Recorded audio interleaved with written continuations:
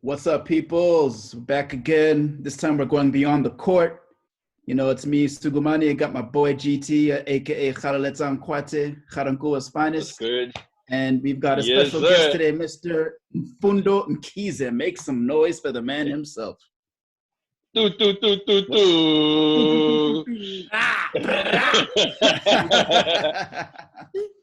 So yeah, What's up, man? I think we thought that with the NBA season kind of like being put on hold for now and everything else that's happening, that we should take beyond the arc, beyond the court, and kind of like turn it into like a little podcast situation and kind of have different people come over to us and chat to us about their love for basketball and the NBA. And unfortunately, our first guest is Mfundo Mkhize. What's going on, Mfundo? I'm all good, man. How you doing, guys? Thanks for inviting Easy, me. dog. Dope to have you on. So yeah, so Sugu and I always do a toast to kick off every episode. So I hope you guys have your glasses ready. Cheers the first episode of Beyond the Court. Cheers, gentlemen. This is kind of showing off in lockdown. I'm just saying. We're just thrifty with our booze. That's the story. How's lockdown been treating you guys? Mfundo, go first, man. Yeah, man. Actually, I'm the most productive I've ever been in lockdown. I really don't like people around me, so it's working out. That's true. It's working out. Yeah, I'm a bit of a loner actually, and so I've been productive. I've been doing things. I've been actually talking to people, including my parents, which is interesting. So yeah, That's man, dope. it's been great. It's been great actually. I like lockdown. Man, I'm sorry for the rest of South Africa. I have booze, so I'm happy. And so, Gumani, how's lockdown been treating you? Hey man, it's been cool. Like I'm also like a bit of a hermit, so that's been dope. I think the only shit thing is the whole no alcohol. Like I'm on my last bottle, I think, pretty much. Ooh. But otherwise, how many bottles did you have? Down it. Yo, man, I spent a lot. I won't lie. I've spent like actually, no, let me not go into the details, but like tell us, dog. Tell us. It's a young 5Gs, man. Wow. Oh. Jesus. And that's before lockdown. Yeah. That's like that was before normal lockdown. Prices before the underground market. Yeah. No prices. You're a smarter man than I am, bro. Nah, dude, I was like, food, they're not gonna shut us down. So yeah. So, but also, Mfundo, this is $5,000 worth of alcohol in the space of like 4 weeks. Yeah. And this homie's down to his last bottle. So it's either Sugu was getting some very fancy bottles, or he got quite a lot of. I won't lie, it was a bit fancy. I got some rum, got some vodka, got some cognac, and then I got a few cases of beer as well. Yeah. And it's you gone wanted now. to say Corona, didn't you? I looked for Corona. By the time I got to the bottle, it was actually sold out, man. That's the irony.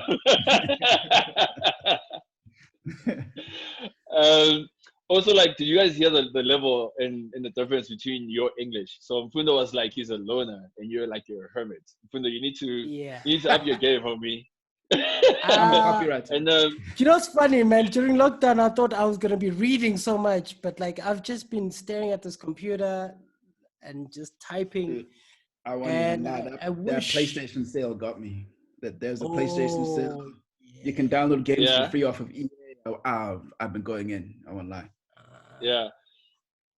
I've only been playing, like, I've tried Formula One. Like, we're waiting for the new game to come out because the current one is, I'm not going to pay for the current one and then the new one comes out. Yeah.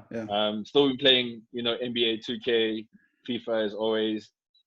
I want to get into Fortnite though, and maybe even we need a game of that 2K, bro.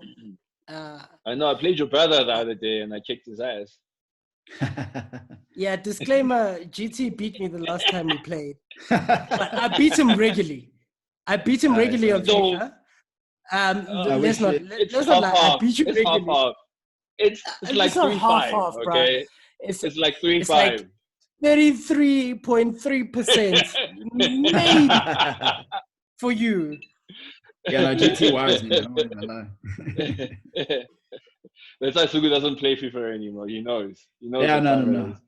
I moved on to Madden. Yeah, and then that's what cognac does to you. It actually slows you down. Everything up. And then how have you homies been coping without? How have you been coping without the NBA? Suku, you can tell us first how life has been. Have you been watching old games on like online? Not even, man. Not even. I'll be honest. I've been cool. Like I check out the odd meme here and there on Twitter, and then there's a certain show that came out during the week that I've been watching. We'll get into that later, but yeah, that's been helping out. Yeah. But otherwise, I mean, I've just been playing NBA 2K. That's been my NBA fix. Because like I tried watching that 2K tournament with the players, it was weird, man. Watching other people play a game is just strange. Yeah.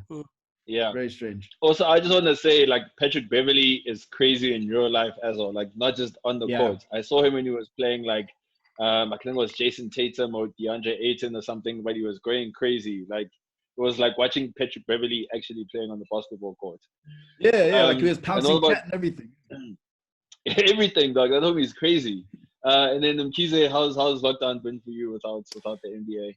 Can I ask you a question before we get into that? With the 2K, Patrick Beverley or Draymond Green? Who do you guys prefer? Patrick Beverley. In terms of what? In terms of the players playing the game? Just personality and play. Oof. I'm gonna go Draymond Green. Cool. I hate you. What's new? What's new? This is normal life anyway. I thought as much. Suku, you my guy. Yeah, man. I've been watching man. It's crazy, like not having sports. So what I do is just like watch old highlights on YouTube, and then carry on with life. And then COVID-19 news sucks ass, bro. Let me not lie to you. Yeah. It really does make you depressed. So it has helped to like watch old games, watch old players, watch stuff like that. But like to be honest, it's still not the same thing. Yeah, because you kind of like yeah, you can go Six. Yeah, because you kind of know the ending. So it's like watching. Exactly. I mean, look. I think also you just have to be selective with the games that you watch, right? Like, I mean, how many times have each of us watched Avengers Endgame, and we know how Endgame, you know what I mean? We probably know the dialogue word for word. That's really the funny thing, because like I watched the whole documentary about Wilt Chamberlain, Bill Russell, like, and like it's stuff like that I really don't care about, to be honest. But I love how honest you are. But at the end of the day, it's like now you're catching up on actually what you should have done in the first place. So it works out somehow. Yeah, I mean, there's some games that I've missed that I have a chance to watch again. Like, I mean, I didn't watch the tribute game. That's there was a whole tribute before the Lakers played the game. I can't remember who the opponents were, where they did like a little tribute and like a little ceremony for Kobe, and LeBron did like a little speech. So I haven't watched that. Oh yeah. Kobe. Hey man. Kobe. Mamba forever, dude. Mamba forever. And then even though I know who won the All-Star game. I haven't seen the All-Star game, so I still need to watch that as well. So I've got a few games that I can watch, and luckily my NBA League Pass is like paid up for the whole year, so I might as well use it, until it expires. Dope. That's dope. Yeah. And then also, like, I think we've been lucky enough that Michael Jordan finally said yes to Netflix and ESPN releasing the documentary that they shot on him and the Chicago Bulls. Yeah, and I think the timing was so perfect for them. Because literally, like every sports fan is watching that. Like people that don't even watch basketball are like, sports. Yeah, people who aren't even basketball fans are like going on about how amazing that series is, which is like really amazing. I'm not sure I'm crazy about this 2 episodes per week thing, but I suppose it is what it is. That's how you drive the interest. Because otherwise, if everyone watches it in one weekend, then like, you know, like you've been working on like this thing happened 20 plus years ago, and then people watch it in 1 weekend. It's like,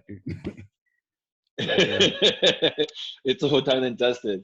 Have you watched the episodes yet of The Lost Arts? Yeah, I hadn't watched it till you told me about this podcast, and then I went and watched it. I inspired you. You inspired me. Damn it. And to be honest, I really love the filmmaking of the first 2 episodes that I have access to. As a filmmaker, I really enjoyed those 2 episodes. And it gets you a little deeper into the mentality, and I totally agree with you, Sukumani. I'm gonna wait, because what am I gonna do else? You know, I'm in lockdown, so I'm gonna wait. Well, you're level 4 now, so it's not as bad as it was before. Level 4. There's levels to this shit, man. Gang signs. So one of the interesting things, right, about this whole about the documentary is, I think for me, one of the most interesting parts was, I think it was in episode 1, when there was that whole beef going on between Michael Jordan and Jerry Krause.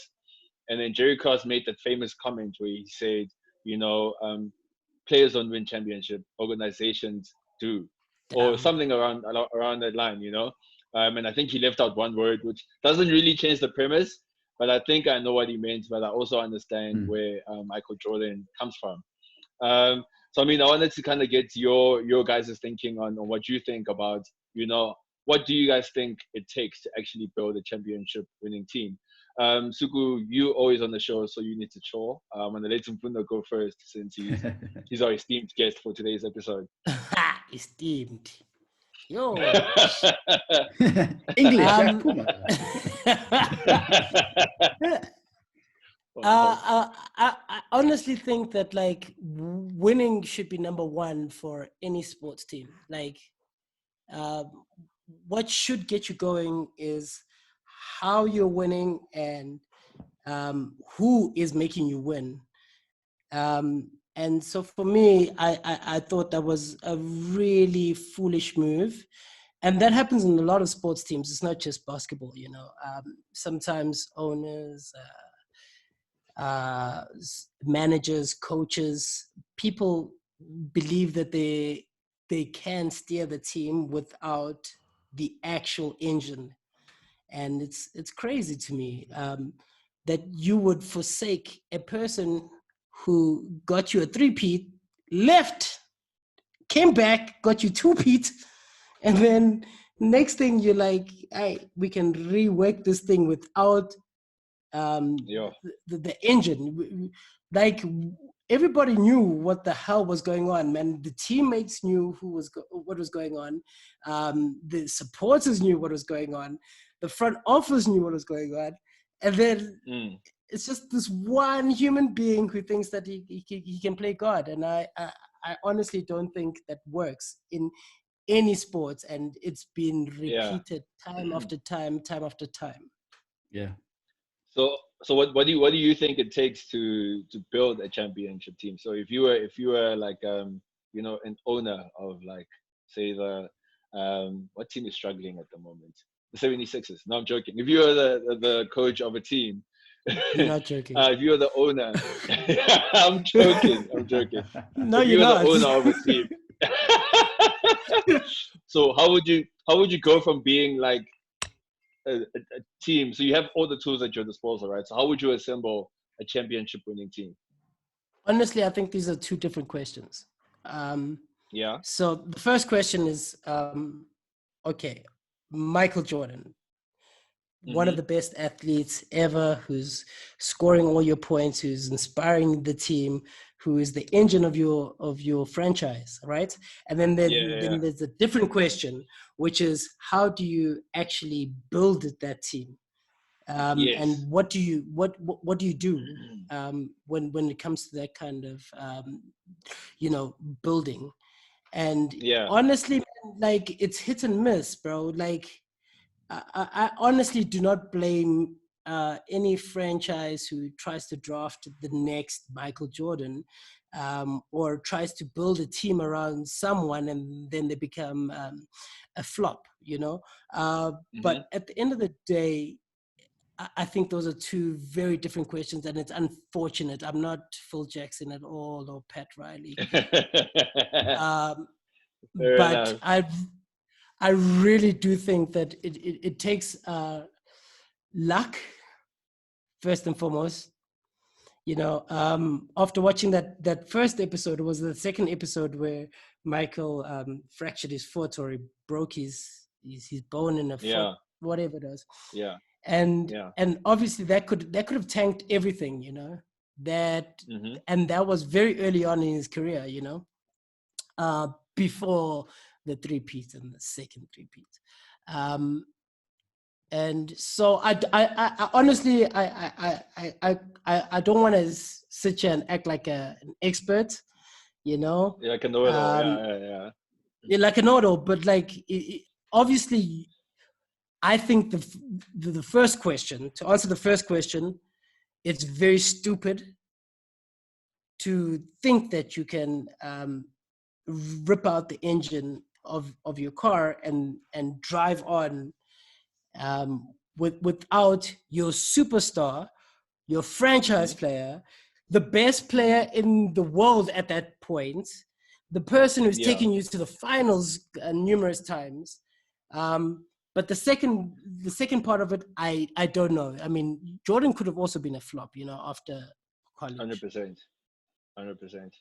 Sugu, same questions apply to you. So, would you have disassembled at both team, and then what do you think it takes to put together like a crazy amazing championship winning team? I think kind of for me to answer the question is, the crazy thing about Michael Jordan is that he didn't go number 1 in the draft. He went number 3.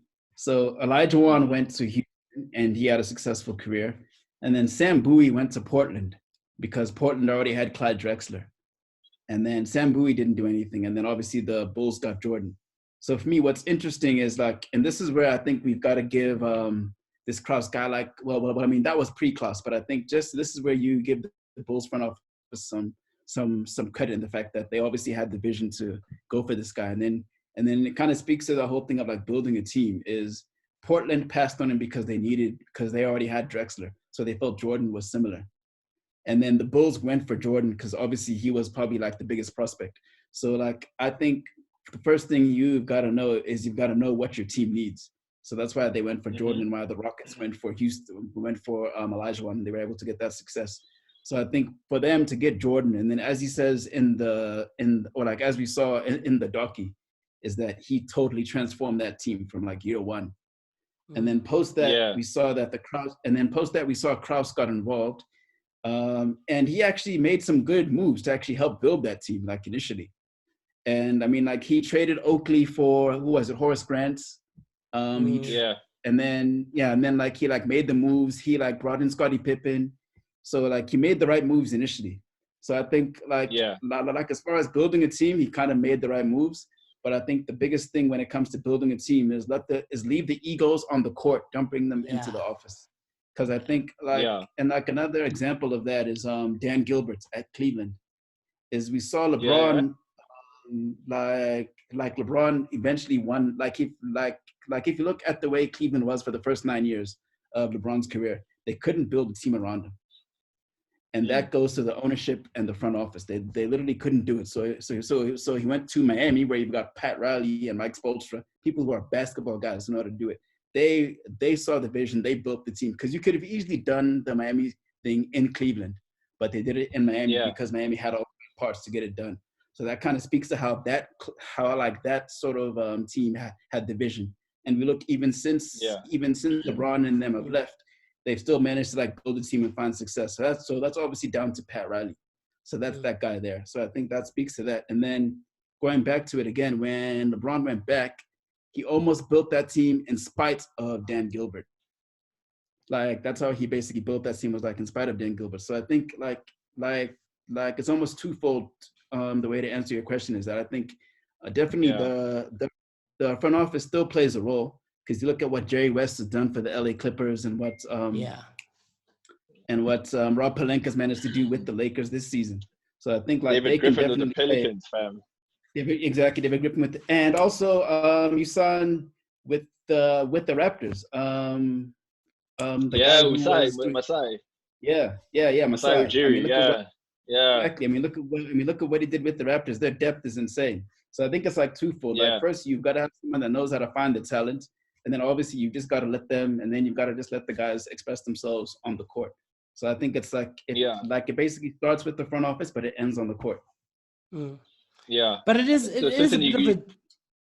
it's a bit of a jigsaw puzzle, you know, because you really don't know. And like I really, as a fan, right? Yeah. You go in there and you're like, what the hell? You passed up on this player and you didn't get this player.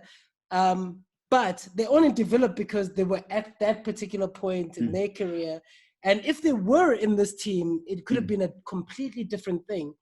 So I think obviously there's people who, as you've mentioned, Jerry West, Pat Riley, who are able to see certain talents, you know.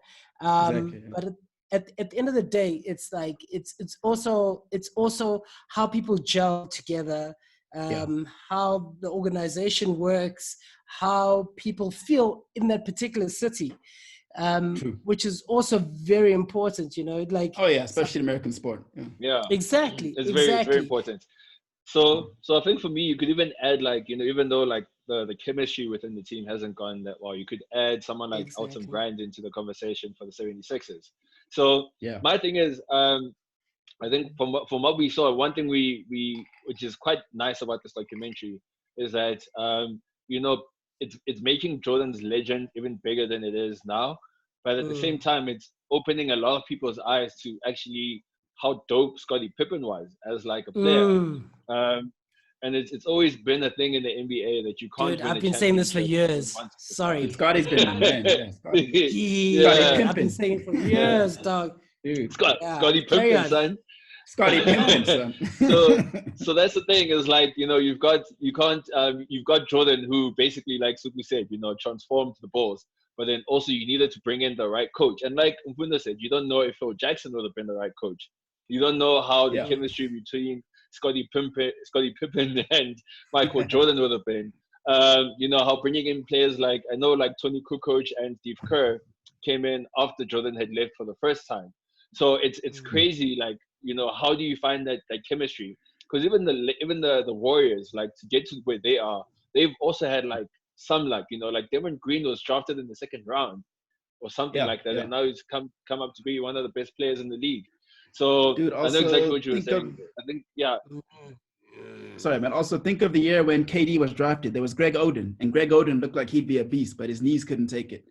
You know what I mean? Like the Blazers could have had. There've been a lot of flops along the years, right? You know, like there's no guarantee that someone's going to be a superstar. So you never know. Again, please. Oh, okay. I'm sorry. Mfundo in this beef with Draymond Green. But here's my thing, right? Is you know, I suppose I think Jerry Krause was right to want to rebuild the team. I think it's just the way that he went about it that was wrong. You know, because Dennis Rodman was like 38 or 30, like he was like, you know, in his late 30s. Scottie Pippen was turning 34 that year they won the sixth championship. Michael Jordan was turning 36. So I can see why he wanted to kind of like start changing the team, but to change the whole team and not make it a gradual transition and not have some of the players there and not give them like the opportunity to leave on their own accord. I think that's where he messed up with that team, and that's where the egos, like you guys were saying, kind of took over. Dude, like what's crazy is how do you tell Phil Jackson to fuck off? Like, Dude. Dog. Dude. Yo, that story about him inviting the understudy to his wedding and not Phil Jackson. I was like, what is that? Who does that, dog? I mean, look, obviously we've got the benefit of like hindsight, but still, he brought you guys 6 championships. I mean, Eric Spoelstra has been at the Heat for how long? And he had like 2 championships, but he's still there. It's like, dude. He's still there, and he's still doing a good job, actually. Yeah. And it's crazy because there's a lot of like franchises which have like owners or general managers or managers that are very egotistical and very much about their own vision. Whereas I think if you're in a team sport, you need to be a team. You need to incorporate everybody's ideas into it, you know?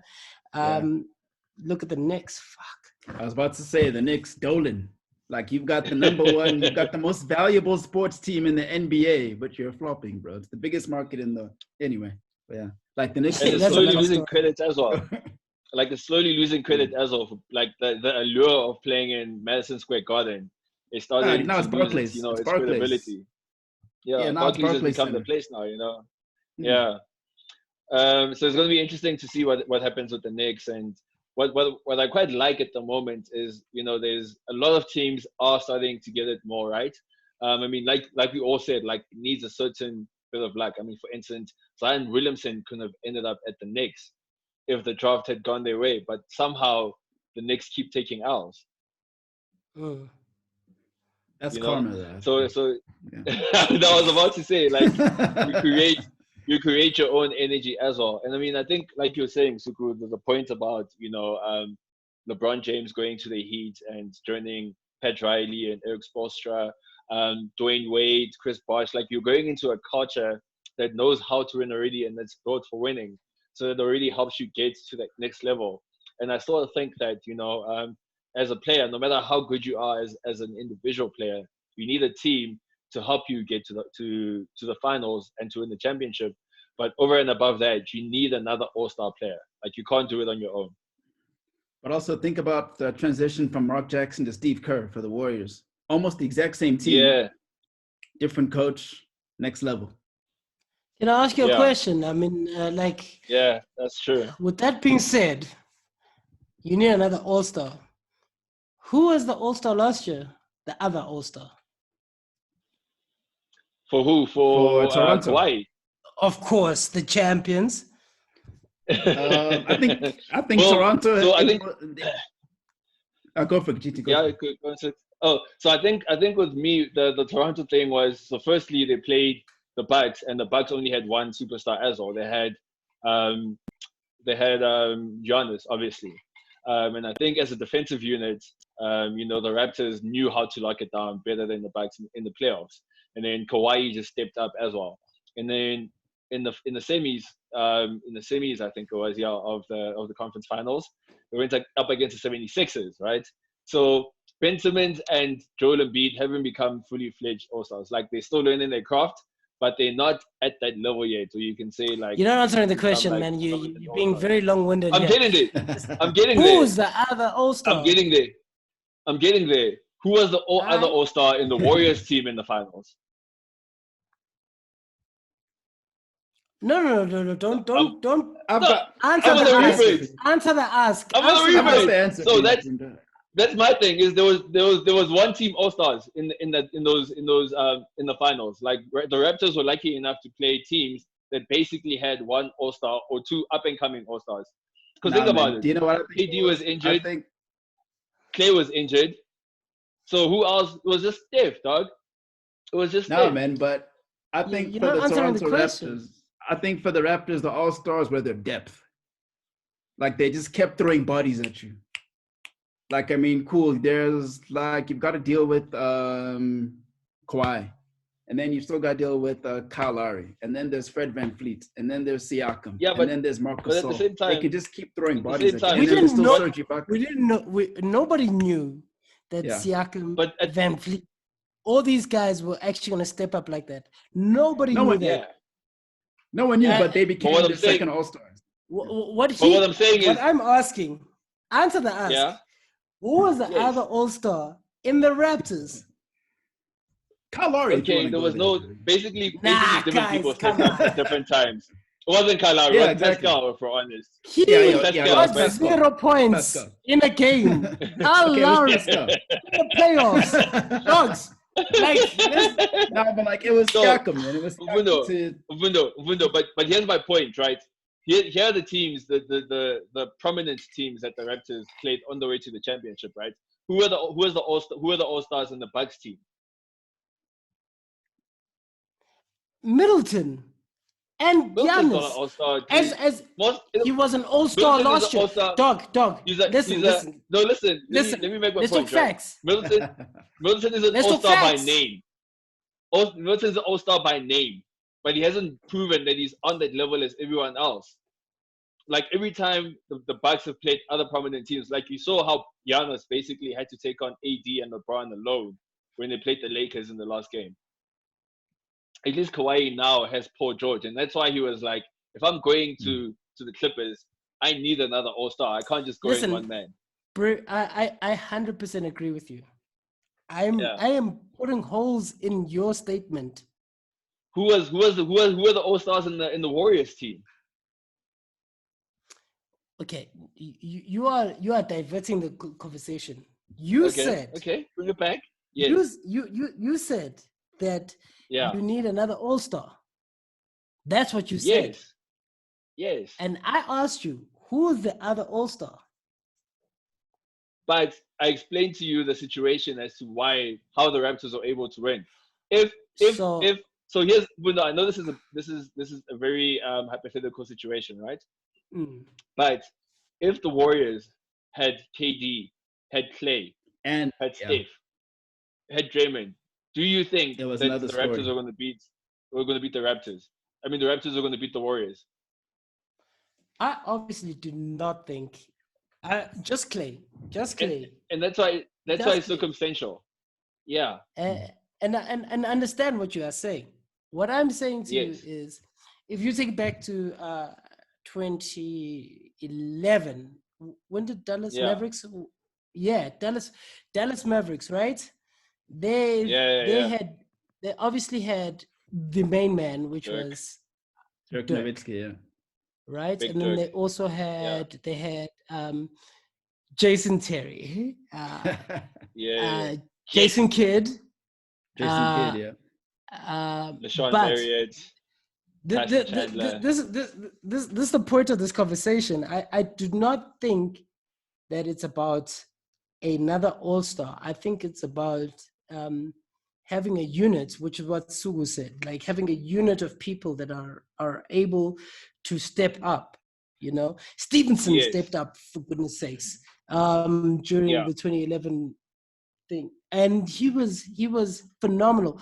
And JJ Barea, have you seen him play? I was about to say, JJ Barea. JJ, little pitbull. He sucks now. He sucks. He's old now. But no, I get it. You know, Jason Kidd is like coaching, obviously. And you're taller than him, so you know. JJ Barea is a tiny human being. Okay, tall man. Cool. By the way, as this is being recorded, I did beat GT in a basketball game.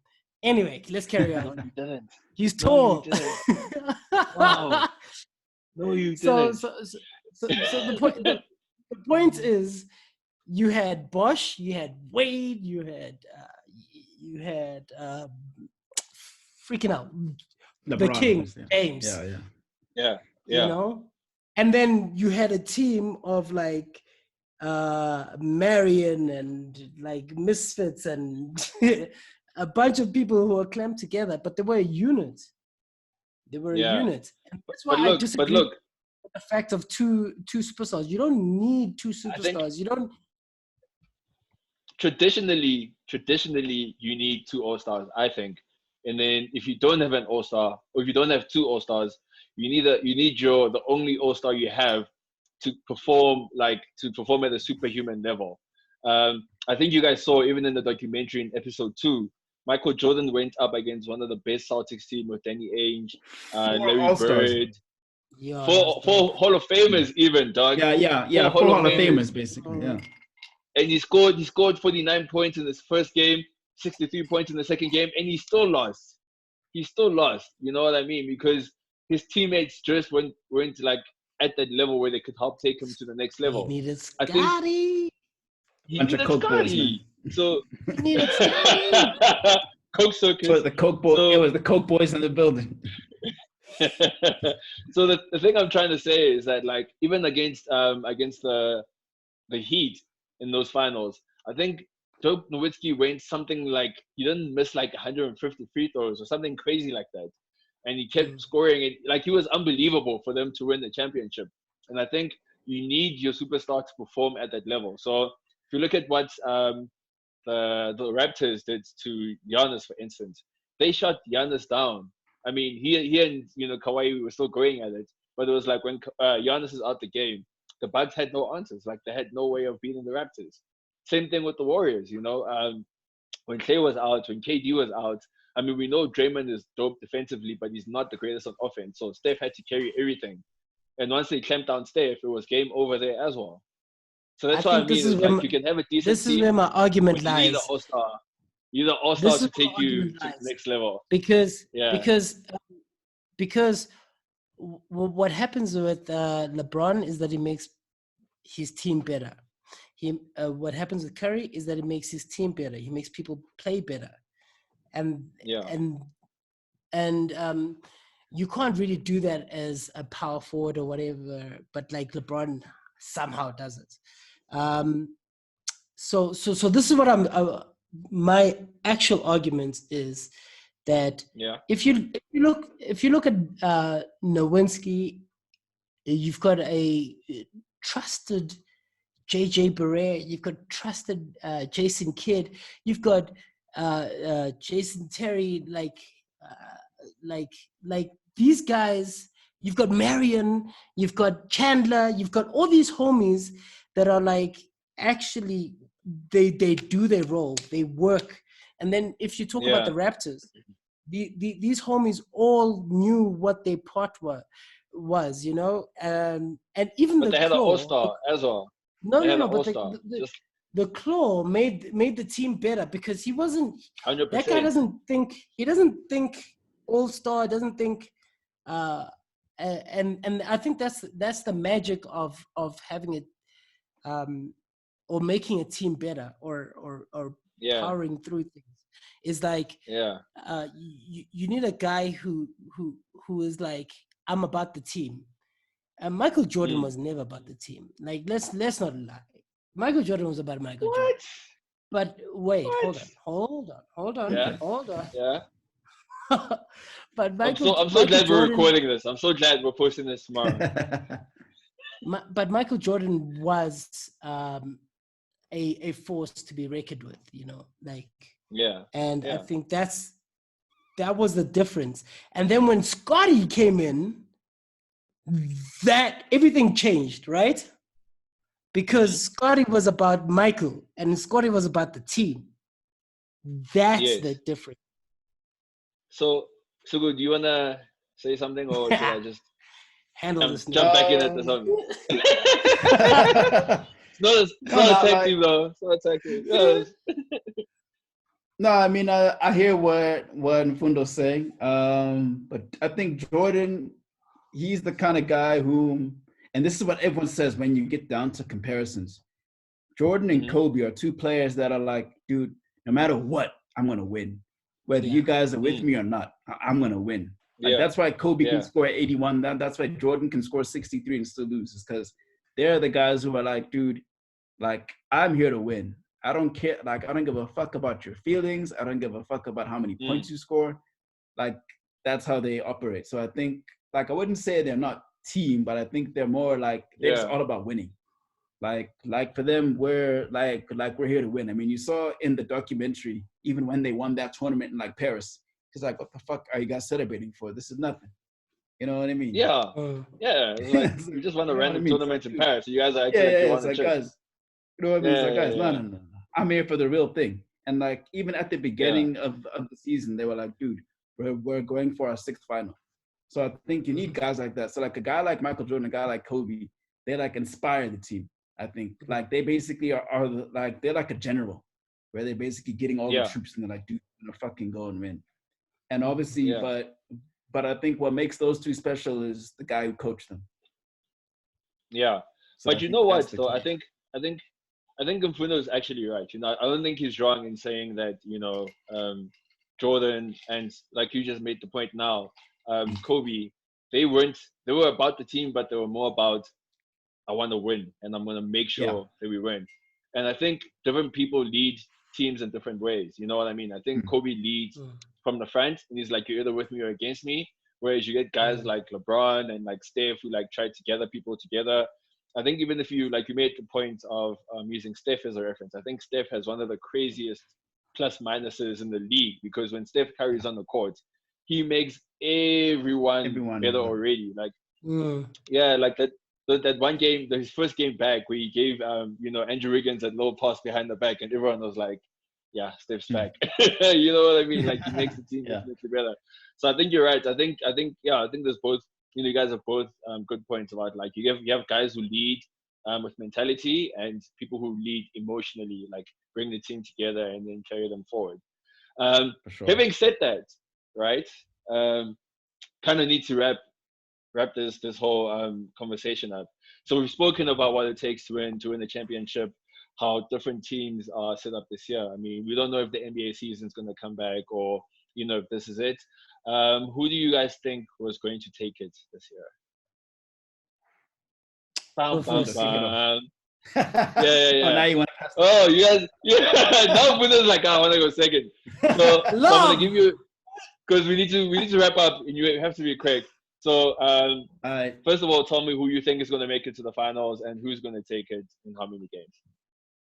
I had Lakers Bucks, I think, and then I had the Lakers taking it. Oh yeah, nice. Yeah. Nice. Yeah. Same here. Stephen A. Okay. How many games? I thoroughly think Lakers were gonna win this, and we've had many battles. I've got like a big family, and we all watch basketball. And I fought them many times. Yo, Clippers, for sack, Lakers. hey, it's a family show, dog. That's how we're drinking booze and swearing the whole time. I'm gonna say though that I think I think it's tricky, because I think definitely the two finals for each conference would have been the Lakers and the Clippers, and I'm not sure who goes through there, because I think that everyone keeps saying the Clippers were built for the playoffs. So my heart says the Lakers are going to go through and win the whole thing, but my head says the Clippers are going to get it together and win the championship, because I think they just set up perfectly to win the championship with like Kawhi Leonard, Paul George, and mind you, like, they haven't actually had the chance to come together and bond as a team, like the Lakers have. They've added better pieces around them.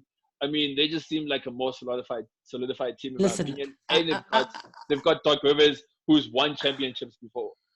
And then on the other side, let me finish. Calm down, Kanye.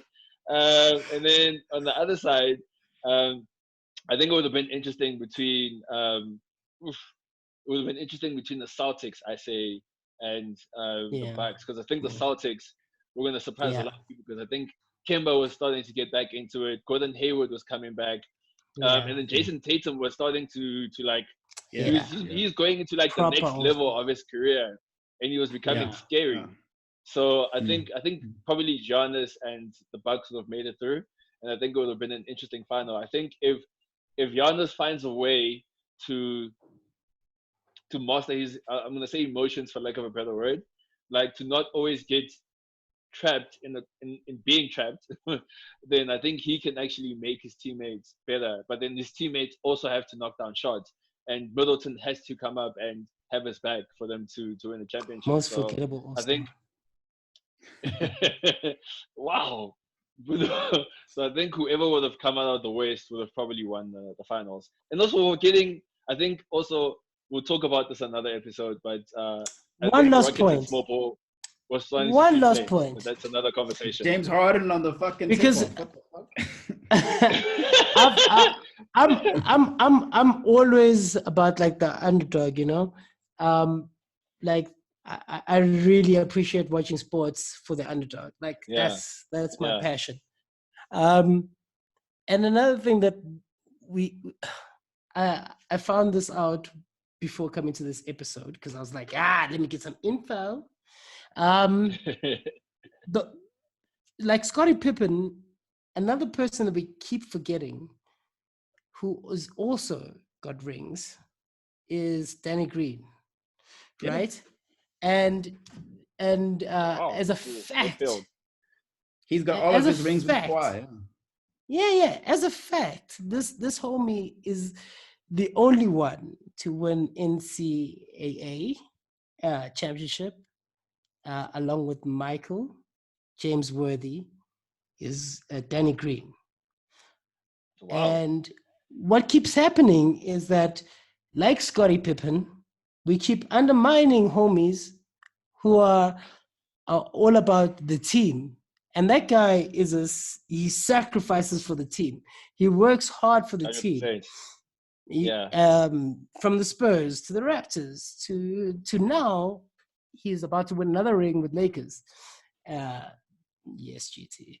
I'm gonna coach you on that. I'm there. Stephen A. So it's very funny because I mean, like, life is unfair, bro. Like there's guys who just happen to get the spotlight. There's guys who happen to enjoy the spotlight more than people who deserve it. And I think Danny Green has been such a solid player. Like I really enjoy watching that homie, bro. And I think that guy, he plays with heart and he gives his all. And all we care about is the claw. I was gonna say Lowry, but then I don't care about him. Pascal. You know, and then you talking about Van Vliet, you're talking about Siakam, you're talking about all these cats. But did you guys watch that homie? Like, yeah, for sure. Anyway, he's the one who injured Klay Thompson when they were about to make a comeback. Like, it's so great. That guy, that's a guy who got tested for steroids after like one dunk. Because he is that guy. And then like he's that guy. all of a sudden, because now you're seeing him do something, it's like, you know? Yeah. And the rebounds are important. Not in modern basketball, but rebounds are important. Defense is important, you know, holding your man down.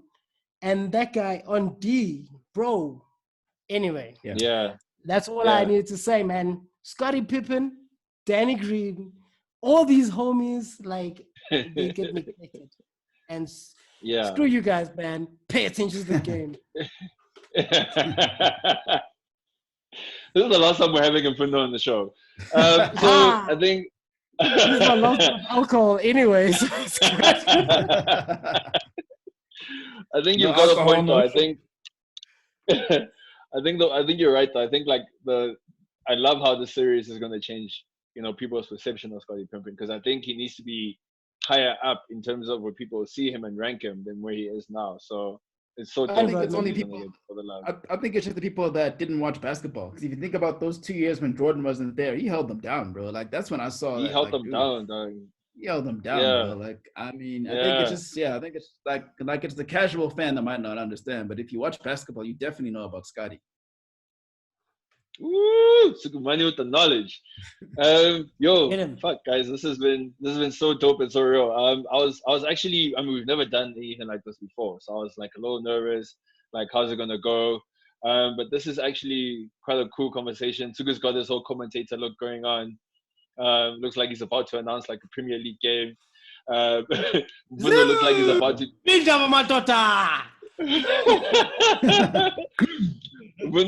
Bruno looks like he's about to do like a Wale album, like a light-skinned Wale, dropping COVID R&B jams. He's like, sue me, I'm rooting for everybody that's light-skinned. I see the Danny Green loves. Actually, this light skin loyalty. He's only been shouting out light skin homies. Yeah, think about it. Light skin Green is a bit. Yeah. That time he's hating on Draymond. He's hating on Kyle Lowry. We see you, Bruno. We see you. Okay. Michael Jordan even. All right. I got no defense for that. Yeah, light skin niggas. What up? Next thing he's going to be telling us that Kyle Kuzma is the next MVP. Anyway, guys. He is. If you said Jason Tatum, maybe. Tatum actually way better. Tatum could be the next MVP, yeah. Yo, but shout out, guys. Thank you for a dope show. Yeah, no, cheers, this was a great way to start Beyond the Court. A young cheers to the screen. So yeah, man, Mfundo, do you want to say any last words before you log out and say goodbye to everyone until you join us again? Nah, I just want to say thanks, man, and it's great to speak about basketball. You know, like it's a weird thing in South Africa to speak about basketball. With there's like I have 7 homies, like I can count them on my hand. And I speak basketball with, and it gets really heated, like especially when there's alcohol involved. But it's always. You have 7 homies. It's a lot. You know, they were all on my team. I was PG, so I passed them the ball, and they were like, happy with me. I really sucked at basketball, but I beat GT anyway. So thank you guys. Thank you very much, man. Nice.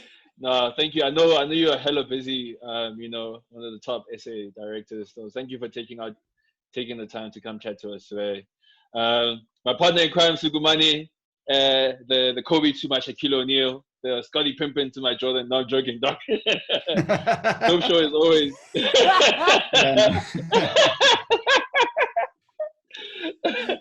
We really stop drinking on these shows. Mfundo, you was just cool coach. Wow, just declared that Suku doesn't drink wine, dog.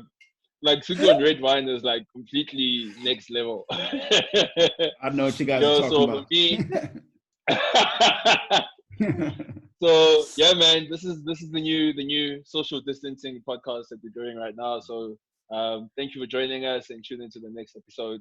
I'll let Suku say the final words until we see you next time. Yeah, no, peace, man. Thanks for joining us. One love, man. And we'll catch you guys on the flip side.